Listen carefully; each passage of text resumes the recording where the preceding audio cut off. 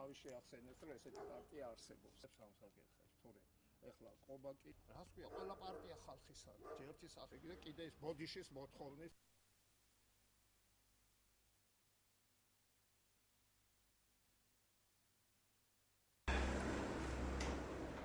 ბატონსო მიზანმიმართულად და ნაციონალური მოძრაობის დაკვეთით ეწევა ქართველ მუსლიმებსა და მართლმადიდებლებს შორის შუქის ჩამოგდებას. კატეგორიულად მოვითხოვ სოციალისტებისგან, რომ აღნიშნული ინტერვიუის გამო მან ბოდიში მოუხადოს მთელ საქართველოს და საქართველოდან მუსლიმანი გმირები, ვაჟკაცი გმირების ხსოვნას. პრესკონფერენციები და ტოვონ პოლიტიკოსებს და თვითონ ადგენდა ემპირიული მასალით შეივსონ თავიანთი ინტელექტი. მაგრამ მე უჩვენე მაშინ ჩიცით რა ჩემამდე ხატინგტონს უნდა მოსთხოვონ ბოდიში.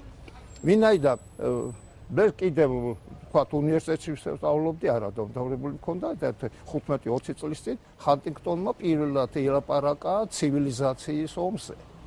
და ცივილიზაციის ომი თუ არა გაგებით დაპირისპირების სხვა არაფერი არ ყოფილა.